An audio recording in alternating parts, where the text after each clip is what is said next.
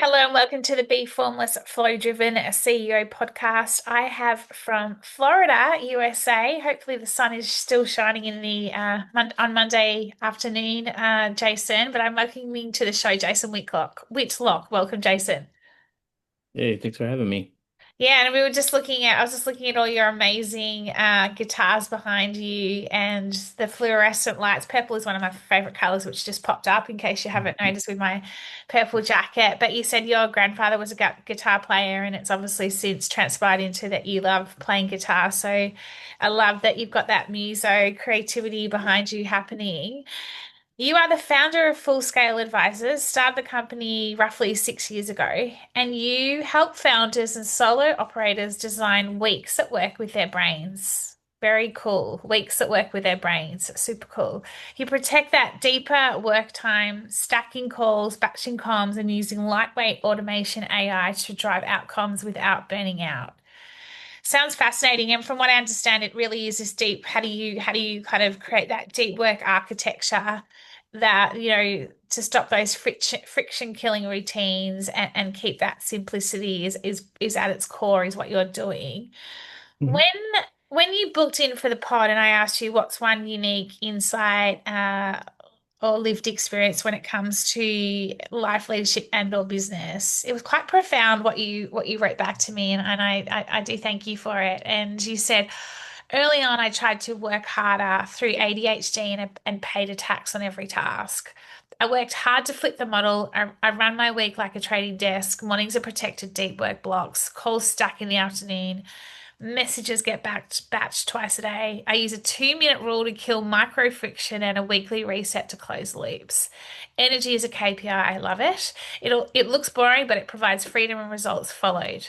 More revenue, fewer fires, happy clients, happier clients. So lesson I learned is very simple. Systems beat willpower, especially when under pressure. Funnily enough, I just got off another pod talking about systems as well, and here we are talking about systems. So tell us about your journey, Jason, and how you actually came into this way of working and then obviously building a business out of it. Yeah, my career started, a little over 20 years ago. I landed an internship as an analyst, as an investment analyst for JP Morgan, and very quickly found myself, drinking from a fire hose, it felt like. It's very long days, heavy workload, and you've got to drive results fast or you're pushed out quickly. And I'd never had an opportunity like this. I was the first in my family to have an opportunity like this, so it was really important to me to succeed. Um, I also struggle with ADHD. I have since I was a child, which makes me insanely creative and resourceful. However, it is a headwind at times, because you're battling your brain. Your brain gets derailed quickly, goes down rabbit holes that don't really turn into anything.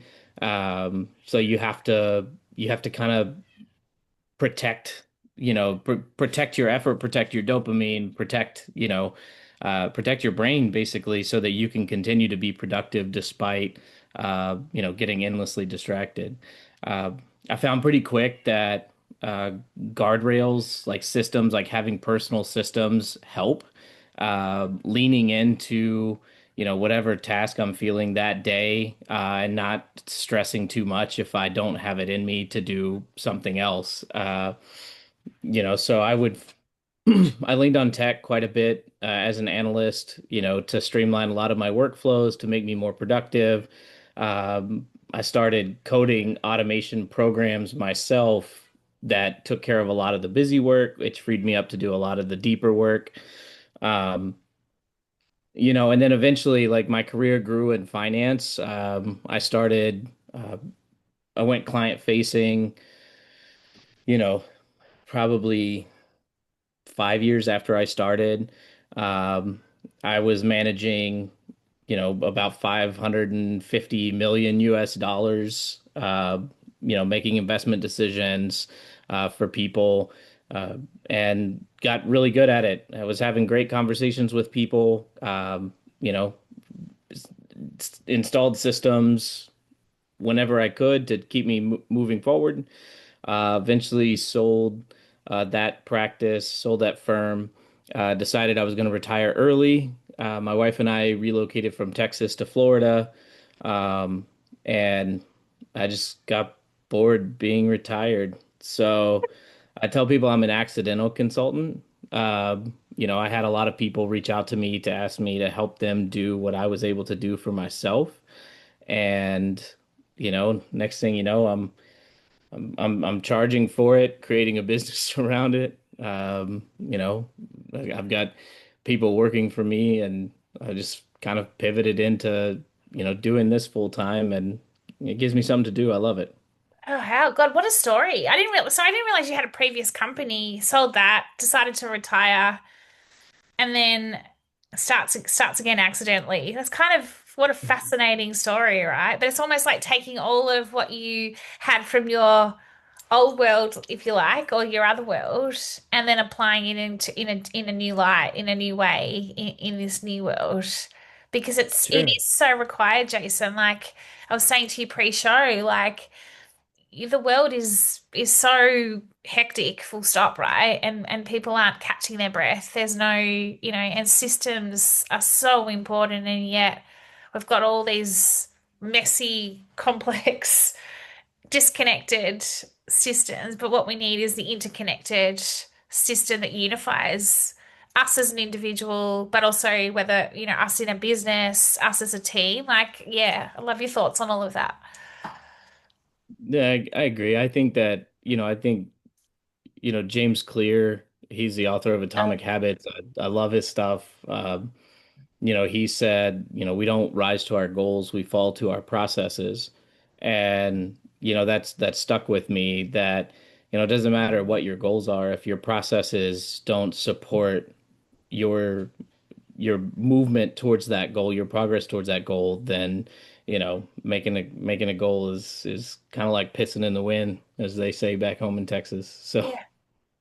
So true. So true. So tell us a little bit about the sort of clients you're working with and what you're seeing. Like you've been in the business for 6 years, and I come back to, you design weeks that work with their brains. mhm. Tell us a little bit about that. Like brains, like I mean, for me, I'm a big believer in subtractive psychology.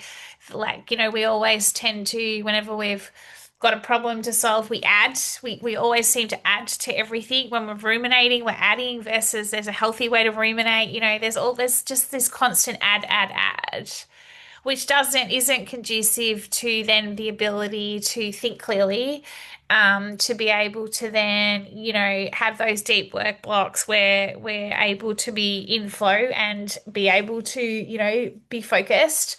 So tell us a little bit. I'd love to, yeah, I want to understand a little bit more about how you design these weeks that work with your clients' brains, because no brain is the same either, by the way. Like, you've talked around the fact that you've had ADHD since you were a child.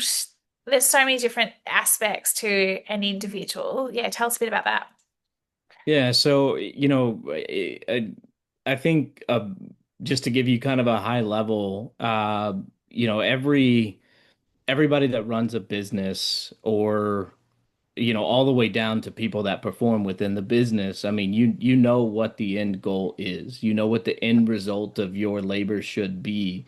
And I think it's easy to think about that as like this nebulous idea, like, if I'm a computer programmer, then I know that I'm going to be coming in and I'm going to be churning out code that, ultimately makes this program work. But I think we don't really break it up. We just kind of look at it as like we're going to just come in and make a little bit of progress towards this every single day. And where I like to differ from that is I break it up as like these are, it's kind of like a big rock, little rock mentality. Yeah. These are the big rocks that I've got to accomplish for the year. These are the big rocks I've got to accomplish this quarter, this month, this week, and today. And all the big rocks get allocated first. Um, I I don't task switch well. I can't if I'm in the middle of, yeah, I think part of staying in deep work and finding that flow is creating the environment that allows you to kind of surf that wave, if you will. Um, so creating boundaries that protect that flow so that once you're in it, you can stay in it, are critical. So the first thing that I tell all the founders that I work with is nobody has access to your calendar in the same week. So if we're Monday of this week, there's nothing new that's being scheduled on my calendar this week. Whatever's there is there. The only thing that can happen is things can fall off, but things cannot be added. Yeah. Um, because this week is locked. It's locked the day the second Monday starts. When do you lock it? And Sorry, when do you lock it? Do you lock it on a Friday? Like what day do you lock it for the following week out of interest? Like with your clients? When is it locked? Friday, yeah, Friday the following week. Yeah. So after Friday, if it's not on my calendar, if it's not on my calendar for the next week, it's not going on the next week. It can go on the week after. Yeah. Yeah. So, and that gives me the ability to spend some time on Sundays, reviewing my week ahead, looking at what big rocks I have to put where the little rocks can fit in, um, and then trying to get an idea for what that flow is going to look like. Um, that's knowing what to expect when you step in. I think that's what a lot of people, if you know what to expect, it's so much less stressful and easier for you to get into a flow because there's nothing that can pull you away from it. You limit the distractions. Um, and I think that's, the next thing is once the week is set, you know, we check our email. I know my team, like I kind of have I kind of have a rule. You check your email like once in the morning and once in the afternoon. Like there's like email's not an urgent form of communication. Phone calls are. Yeah. So, in our business, there is no such thing as an emergency. So, if there's nothing that should pull us from flow in the week that we're in, because it's just we understand it well enough that there is no emergency. Yeah, I love Um, Because we are so reactive, right? Like in terms of we're in such a reactive world and we're all running on reactivity and survival mode. How do sure, how do we pull that? How do we pause and how do we pull that back? And it's exactly what you're talking about, like the rule of no such thing as an emergency. Never is an emergency at the end of the day. There's always a solve. There's always something that happens. sure. Well, I think we get into this mindset that, the quicker we can reply to somebody, the better it's going to be received on the other end. Like they'll see I'm super responsive, but it may be in the short term, but in the long term, you've set a precedent now. You've set a precedent that like every communication requires immediate response. And so you're constantly allowing that precedent to pull you out of the flow that you're in so that you can respond. And really, the easiest solution to that is don't set the precedent in the first place. Understand all of my clients that come in understand that, we have communication guidelines that we adhere to. If you email me today, then it's going to take me at least 24 hours to respond to you. Um, I don't answer inbound calls. They all go to voicemail. All my clients know that. I tell them, if you call me expecting an answer, like we got to apologize up front because it's going to go to voicemail. And that gives me the opportunity to triage the request before I call. That saves me time on the phone later. Now I don't have to call them back, ask them what's going on, what they needed. They've already told me, and so I can prepare ahead of time and make the most of that call that callback.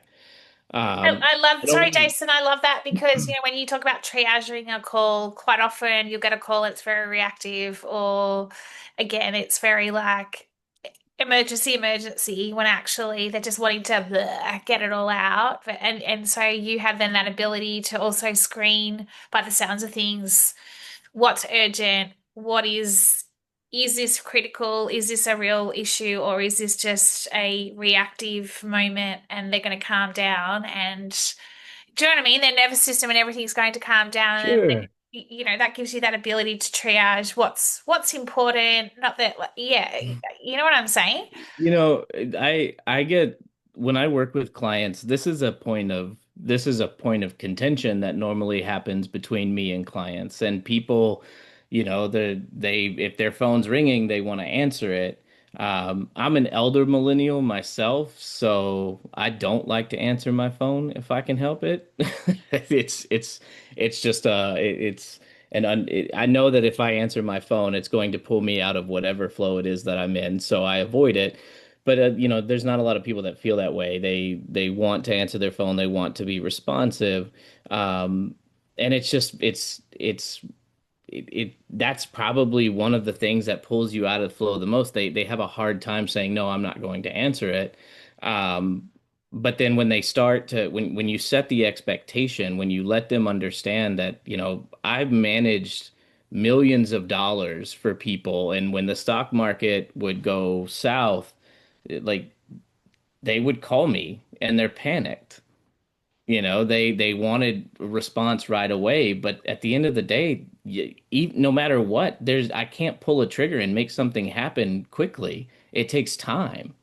So even that call was it, it's not something that I can fix right away. It takes a little bit of time. So let's understand that, like there's a plan. Like we're not going to leave you hanging. We're not going to not call you back. We just like let's assess what we can do, give us the opportunity to triage, and when we get on the phone, now we're coming with solutions.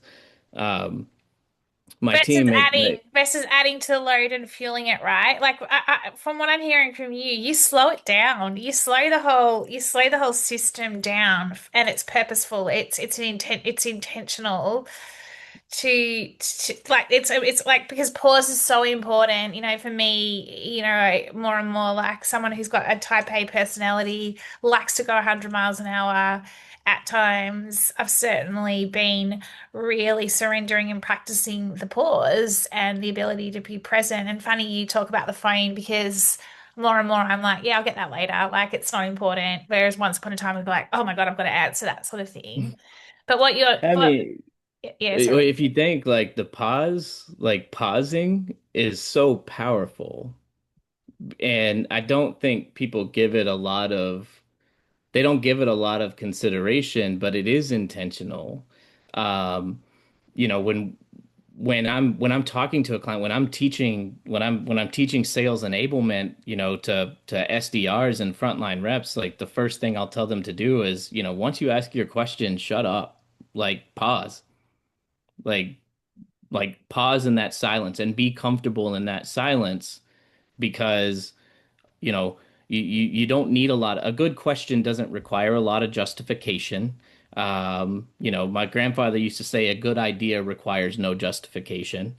It stands on its own merits. And so I think if you pause, you give yourself time. Number one, for the other person to receive whatever it is you're saying, or for yourself to make sure that, hey, is this the direction I really want to go, before you start building on it. We ramble. We get into these periods where we just ramble and we just maybe we work mindlessly, without ever stopping for any type of introspection. That pause is what gives us the introspection, slowing it down, taking a minute to, you know, again, give some consideration to the intention that you're demonstrating. Is there intention? Stuff like that. I think the pause is important. Yeah, I think it's important more than ever. I feel like that, but yet every majority wanted don't want to slow down. They want to keep going because if they're pausing or if they're slowing down, it's holding them back. But actually, it's not holding you back. It's actually giving you that ability to get those fresh perspectives, to be able to think clearly in terms of like your systems that you're creating, and obviously from an automation perspective. Are you seeing more and more of the clients you're getting at or clients that are coming in today? Are they like how different are they from say 2 or 3 years ago, especially with a revolution that we're in right now from a tech perspective? Like are they more complex? Are they resisting slowing down? They're wanting results, like they come to you going, I need to do this, this, this, this, and this.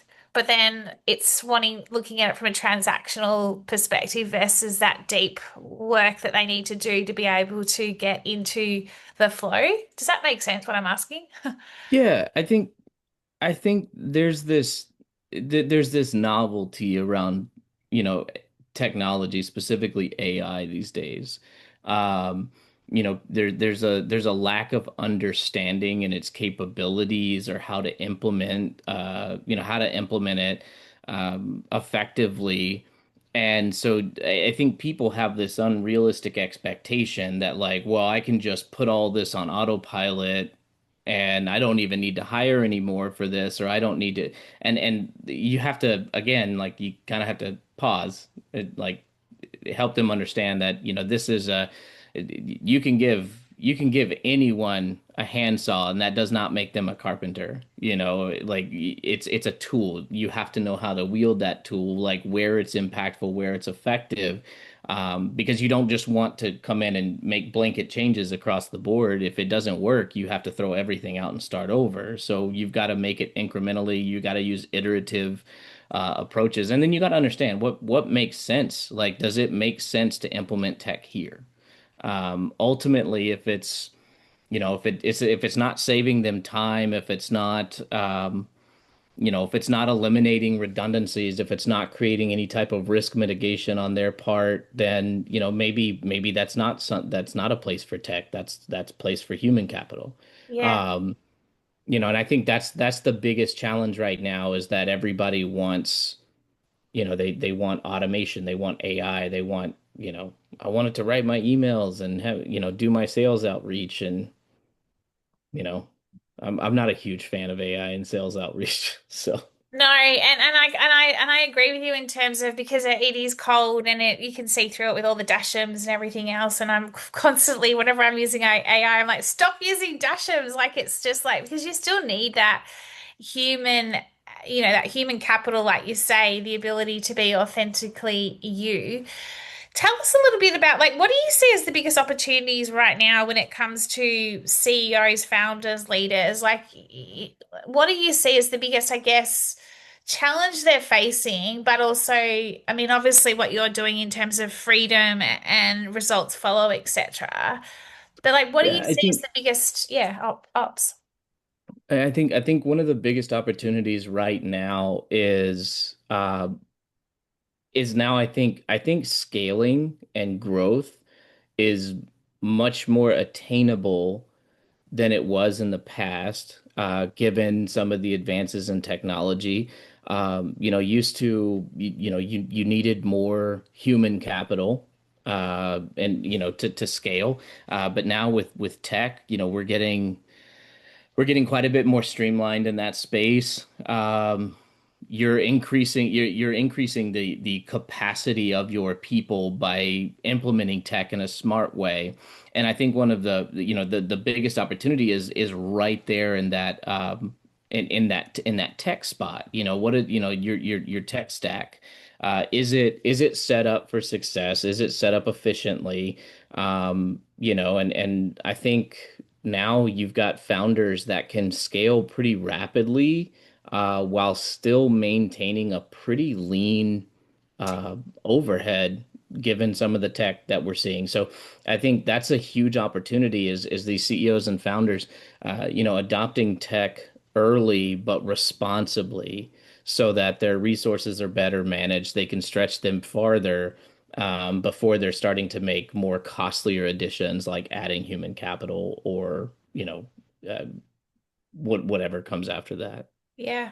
I want to talk about freedom because freedom equals results, right? And the more that we're freeing up and the ability to scale faster, more efficiently, grow, and using automation and tech, if you will, when it's like required, it's giving us also the ability as leaders to be able to have more of what I call life work flow. And what I mean by that is the ability to, when you're scaling and growing your business, it's generally 24/7 in terms of you're constantly thinking about it. But there is this ability to be able to enjoy not, being 24/7 and that freedom and kind of subtracting from the mind and I look at your music and playing the guitar or like getting the creative juices flowing and getting into flow in different ways. Like, can you talk a little bit about the freedom piece and what it opens up for, for leaders and CEOs, and what do you see as, like, again, another opportunity in regards to something we probably haven't really, like, previously when we've scaled, it's like, yeah, 100 miles an hour. I did it in a way that was unsustainable, but there is a new way to do it.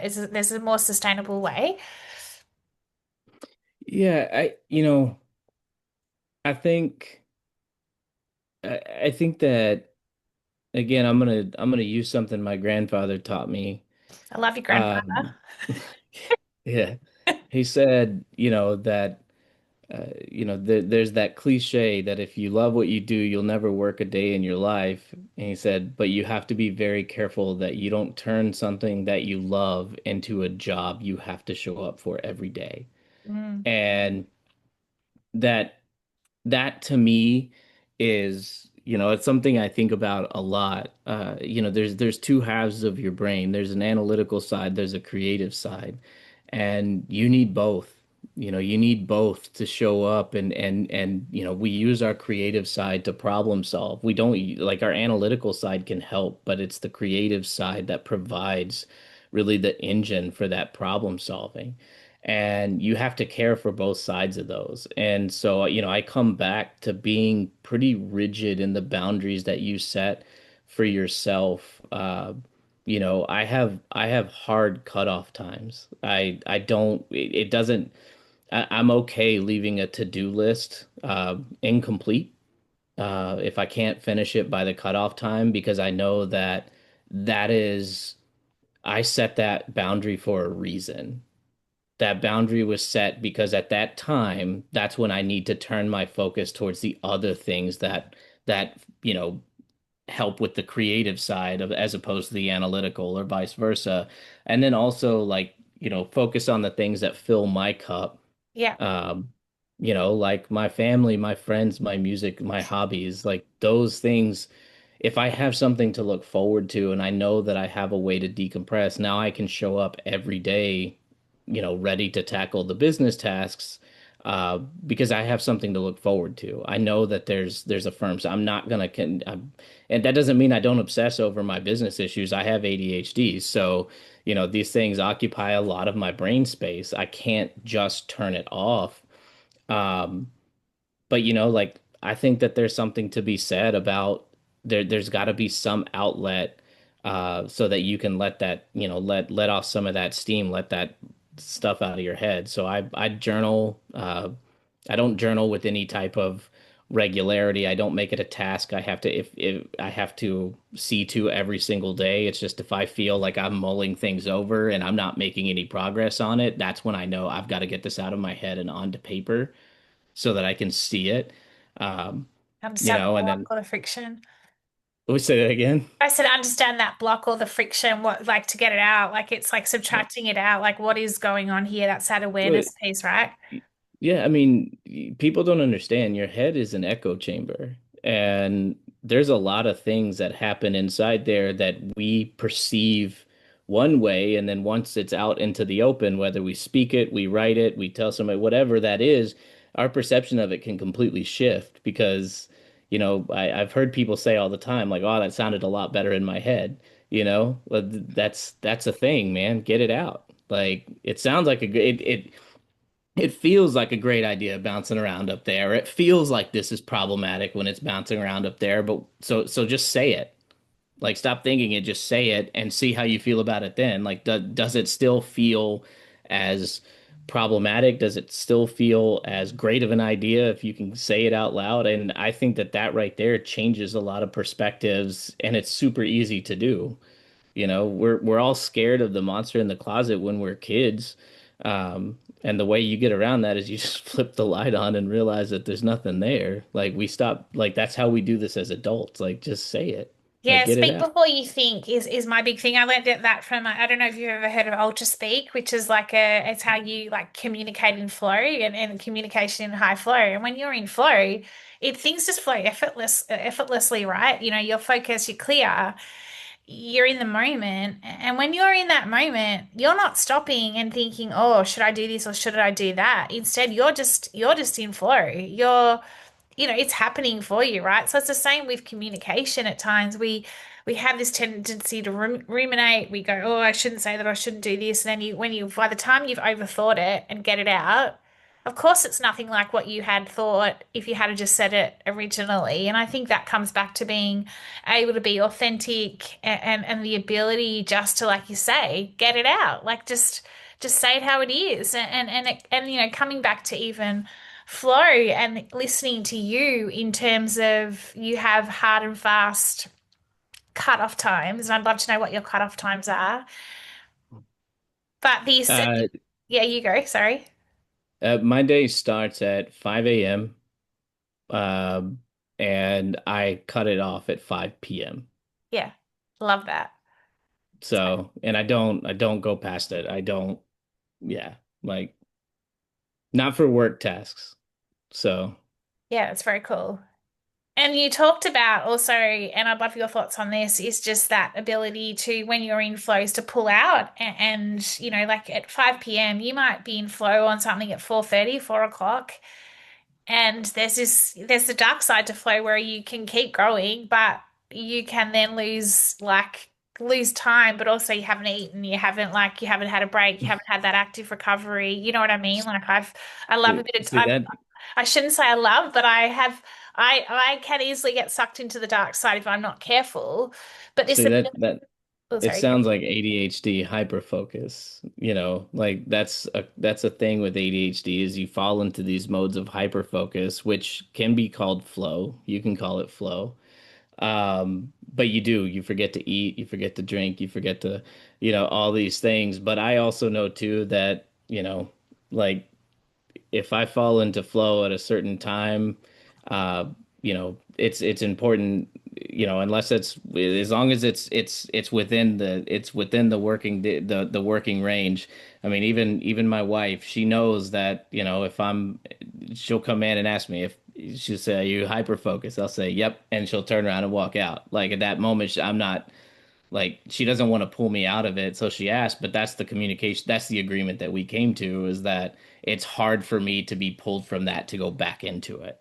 Yeah. And so I think communicating that to the people around you, like, it's kind of like the equivalent of this is going to sound a little crass and I apologize, but when you're in college and you bring someone back, you put a sock on the door. Like if you're in hyper focus, like people around you should know, like, hey, there's the It's a good proverbial sock on the analogy. I door. love it. Yeah, so like don't disturb me. Yeah, totally. No, but I guess what I mean is there's that fine line, right, where you've been in flow and then if you could continue, but there's this ability to pull out, to be able to then go and spend the evening, playing guitar with your family, with your friends, doing whatever you need to do, knowing full well if you keep pushing yourself, it just becomes efforting versus effortless and you don't get any further. I think if you can pull out at the tip of knowing that full well you're going to come back fresh tomorrow morning or whenever you start your day, the idea you have even more ideas, you're solving even more. That's when, that's that ability to know when to stop. Yeah, I think too, like finding that, there's been times where I'll be in flow for a specific task or a specific problem. And I have a rule now that if my flow state involves that specific issue more than twice, then I've gotta actually like brainstorm it with someone else. Yeah. So I don't like my flow states to be occupied by the same thing. I like it to be something new, I like to solve Novel. things and move forward. Yeah. Yeah. What would be two final questions for you? What do you see coming back to systems? What do you see as the biggest opportunity right now in terms of given the revolution we're in and this AI capital, if you like, and then this human capital? what do you see as the biggest opportunity in terms of interconnecting those two systems together, like the system of a human and the system of AI? Like, I don't even know if that is it's a bit of a random question, but like, how do you see the two? What's the biggest opportunity to see more of the two coming together as one interconnected, unified system, if you like? Yeah, so I think when you hire for human capital and you've got a person on your team, they have capacity. And that person only has so much capacity. I don't want to work my people to death. I don't want them to hate the job. I don't want them getting stressed out or burnt out. So it's important that they understand their capacity. Um, and they'll hit a point where they're at capacity. They are producing 100% of what they can of what is possible. Um, and so as a founder, as a leader of people, it's important to me that I recognize when they're at 100% because I don't expect 101. I don't accept 102. Like I don't expect that of them. But once they're at that point, now I start looking at tech as if we implement this piece of tech here, does that increase your capacity enough to produce more to make it a valuable addition? Or is this something where, okay, you're at capacity and tech is not going to increase that at all, so we need to make another hire in this space, so that now we have two people that, or multiple people working here. I look at it that way. Yeah, Tech like should tech should complement what you're doing. It shouldn't. If you've got people, I don't think it's reasonable to replace them with tech because AI is not there yet. no. It's not there yet, and I'll fight anybody that says differently. It's Yeah, not there yet. yeah, one of my Um, business mentors said the same thing to me last week. A very successful business mentor around AI agents. He's like, they're not there yet, B. Like, just don't even think they're going to mm-mm. solve it. They're not there yet. And I was like, That's, he's I like, mean, I test. I I've talked to a couple of founders very recently that they decided they wanted to utilize a completely artificial sales force, and their results were shit. Yeah, And so they brought me in because they're like, "Hey, like you do outbound stuff, can you fix the messaging here?" And I'm like, "No. I can't fix it. Like this is not something that can be fixed. Like you are failing because there is zero human element here, and people can see that. They can feel that. It's sterile. There's yeah, nothing. Like it should be human-led development. Like it should be human-led, like not AI-led. Like that's the biggest issue. I love it. So cool. So very cool. What would be what would be one piece of advice that you would give for this week in terms of what would be, and you're going to just probably laugh at me, but like what would be a little micro tip that you would give somebody in terms of designing their day versus just their week? Like if this was the start of the day today, and I know that you've talked around the blocked off calendar, etc., but if they were really struggling, what would be one tip you would give them to design their day that works with their brain for today, just as a little taste tester of what is possible when it comes to Hmm. I think a week. it's the easiest thing I can say is that sometimes it feels like the headwinds are stronger than the tailwinds, and you usually feel it on a Monday coming back after a weekend. So, you know, go for a micro win first. You can't course correct if you're not moving forward. So find the easiest ledge you can to start moving forward and notch an easy win. So in your case, you gotta get that cup of coffee in. Like make that your ledge. Like that's your ledge. If I get to the coffee today, then everything else after it, I'm just gonna Up today's a to it all win. too. Yeah. I told a friend of mine they wanted to start working out, they want to start going to the gym. they asked me, where do you find like how do you stay consistent going to the gym? And I said, you know, I don't always want to go, so I bargain with myself. I negotiate. I'm just gonna like the at the very least, the expectation I have of myself is to go to the parking lot.